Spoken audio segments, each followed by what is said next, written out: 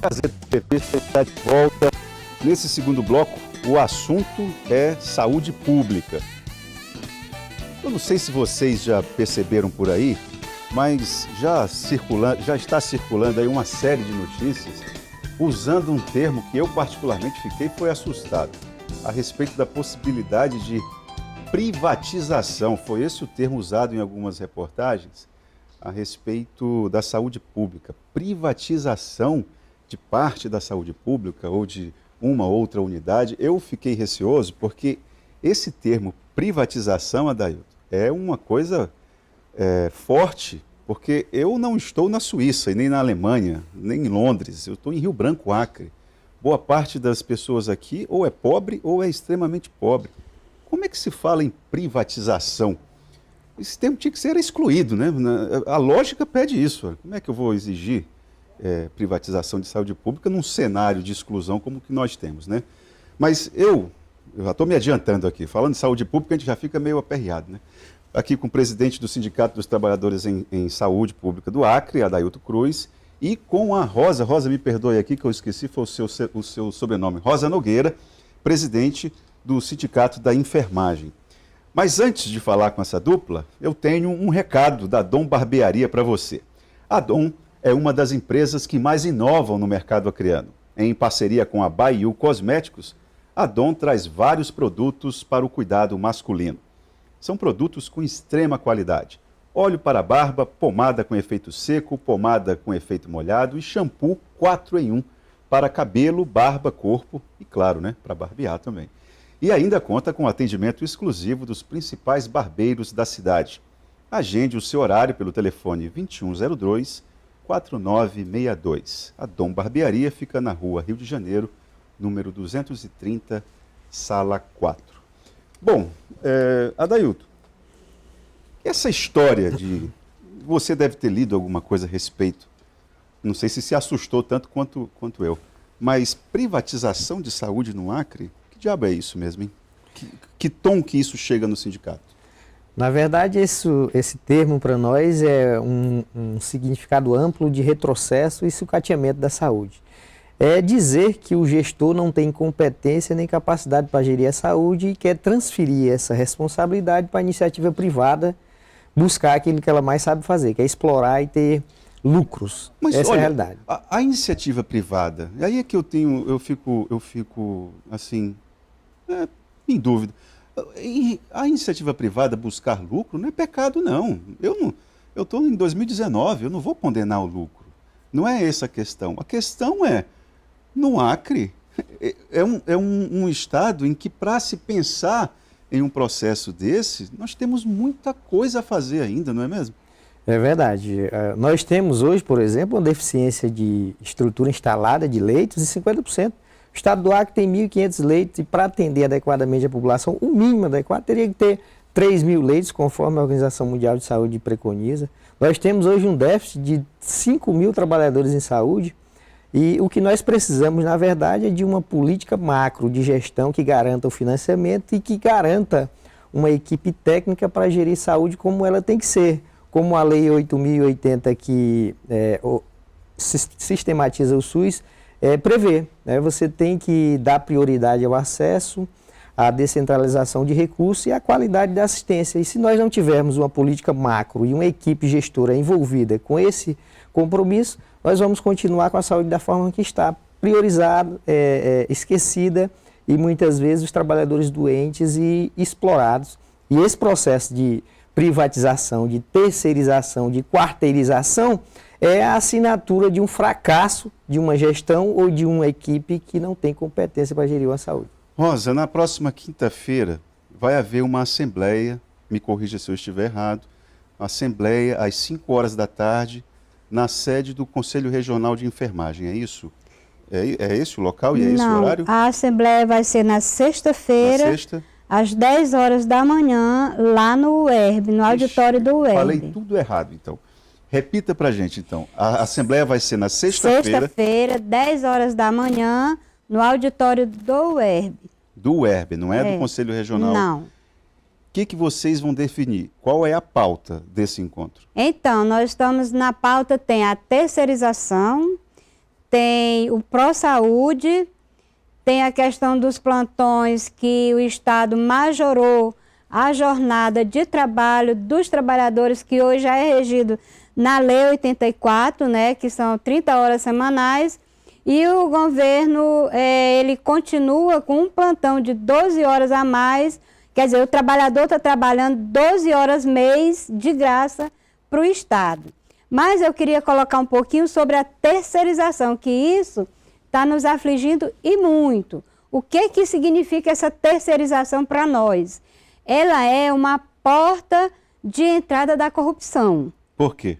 Porque que elementos você tem para afirmar isso? O que a gente tem hoje aí de Brasil afora são a corrupção dentro dessas empresas que estão terceirizadas. Por exemplo, agora bem recente a gente viu esse escândalo do ProSaúde a nível nacional, que só um padre levou 14 milhões, né? Então, essa terceirização para nós, ela soa como a porta da corrupção, aberta para a corrupção, como curral eleitoral, porque eu estou numa empresa, sou terceirizado, vem uma eleição, e o que vai fazer?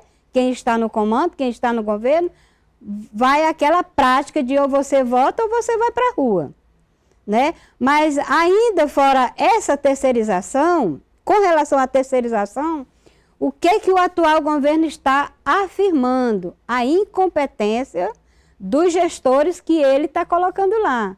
Olha, ele está dizendo para nós assim, os meus gestores são incompetentes, mas enquanto sindicalista, nós queremos dizer para o governo que no Acre tem gestores competentes.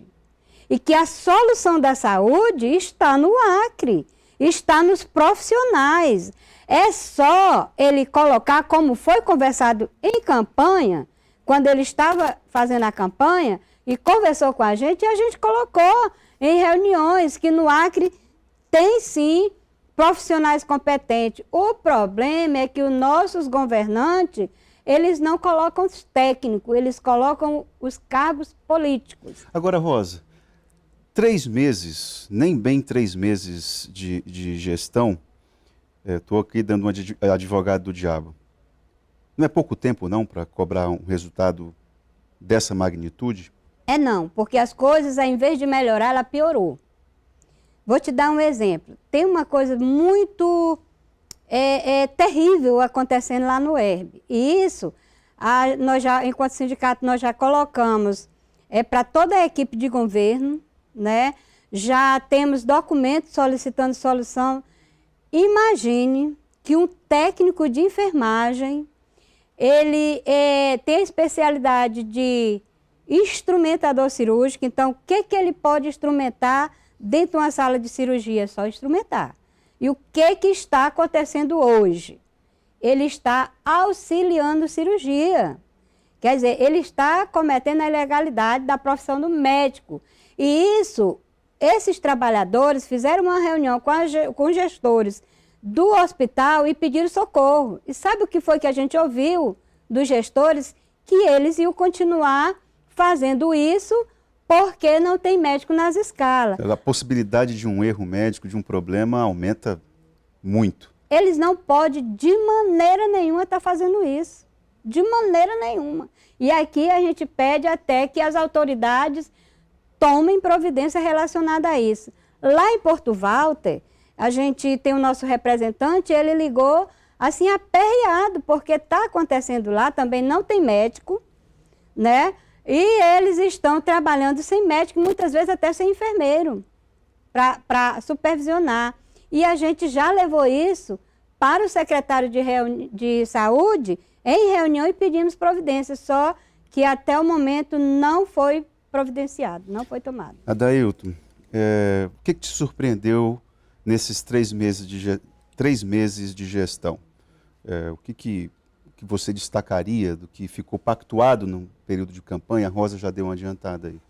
E o que não foi tomado providência até agora? O que mais nos preocupa e nos deixa, de certa forma, decepcionado é a falta de nos ouvir, de sentar com quem conhece, com quem faz saúde, ouvir, planejar e traçar um caminho que nos leve a crer que a gente vai sair dessa situação que nós estamos. Então, o que mais nos preocupa, apesar de que o tempo é curto e das condições que receberam a saúde, é ver que as coisas estão caminhando para um lado para onde todos serão prejudicados, o trabalhador e os usuários de serviços em saúde. Então, isso é o que nos preocupa. Por isso que a gente já está convocando os trabalhadores e os órgãos de controle também para, na sexta-feira, lá no UERB, definir o que nós vamos fazer. Convocamos o Ministério Público, OAB, Conselhos de Classe, Ministério Público Federal, Tribunal de Justiça, o próprio governo, para junto a gente decidir, porque a gente não pode começar errado e continuar errado. Então isso é o que nos preocupa. Se os caminhos que tivessem sido tomados, tivessem sido compartilhados, nos ouvindo, a gente estaria aplaudindo e tendo a certeza que iria dar certo. Mas da forma que está se encaminhando, a gente não aceita. Temos trabalhadores que perderam direito a reajuste, a progressão salarial, licença-prêmio, trabalhadores demitidos, do ProSaúde à véspera de ser demitido, e ao invés de se ver uma força-tarefa de impacto que resolva a situação, estão tentando entregar a nossa saúde para a iniciativa privada. Isso é inadmissível. Eu lembro que, especificamente em relação à questão do ProSaúde, foi falado na campanha que resolveria-se esse problema em 30 dias e que não iria demitir e ao contrário, iria readmitir os que já haviam sido dispensados, né?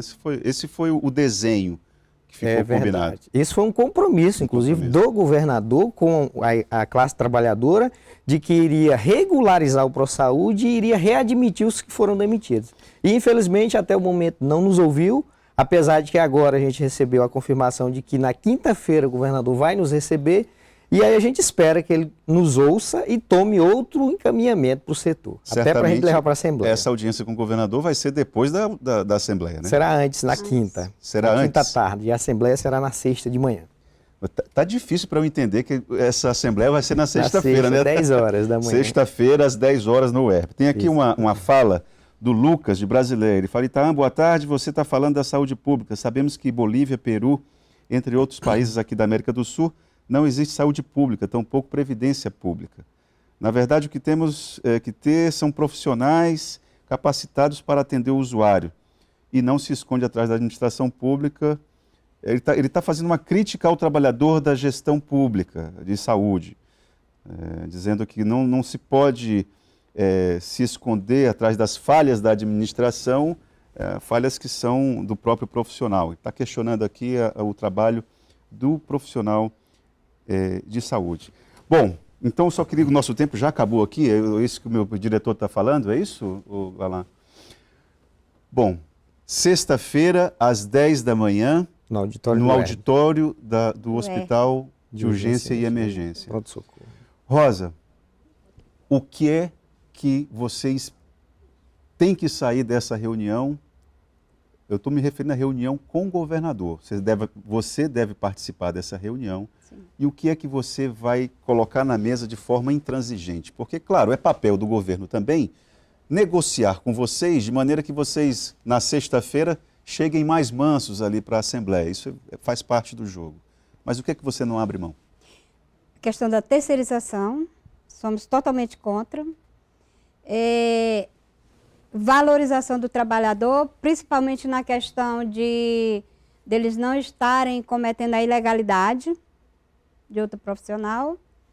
E também tem uma coisa muito importante aqui, que não só o ProSaúde, mas também, por exemplo, o Souza Araújo, a gente tem vários funcionários e que, segundo eles, informaram agora ontem, que eles estão correndo risco de perder seus empregos porque o Estado não vai mais renovar o contrato e retirar aquelas pessoas do Souza Araújo. Esse é um eterno drama, né, Rosa? É o drama. E é isso, você não abre mão também? Não abre mão. E você, Adailton, o que você destacaria? A gente não abre mão do processo de trabalhar uma gestão compartilhada e que valorize o Sistema Único de Saúde, valorize a assistência, valorize o trabalhador que está extremamente sobrecarregado e que se mantenha um grupo de trabalho para traçar as metas futuras da saúde, tanto para a assistência quanto para o futuro do trabalhador, condições de trabalho e salário de todos, principalmente os que estão aí há 10 anos sem qualquer retorno financeiro. Esse é o nosso objetivo, um SUS amplo de acesso e que seja público, que seja dos acrianos, assim como foi garantido na Constituição. Isso a gente não abre mão, porque terceirizar, entregar a nossa estrutura e o nosso recurso para a iniciativa privada é acabar com a história de concurso público e ainda põe em risco 3 mil trabalhadores irregulares e do ProSaúde que podem ir para a rua a qualquer momento. A gestão compartilhada não é um sonho, não? Porque não são de vez em quando os interesses ficam antagônicos, né?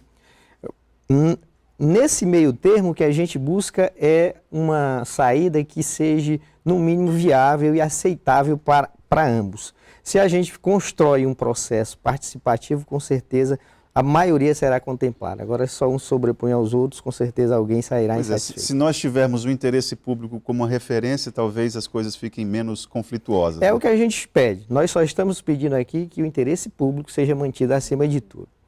Obrigado, Adailton. Obrigado, Rosa. Boa sorte lá. Primeiro na reunião e na sexta-feira na Assembleia com os Trabalhadores em Saúde. O Gazeta Entrevista volta logo após o intervalo.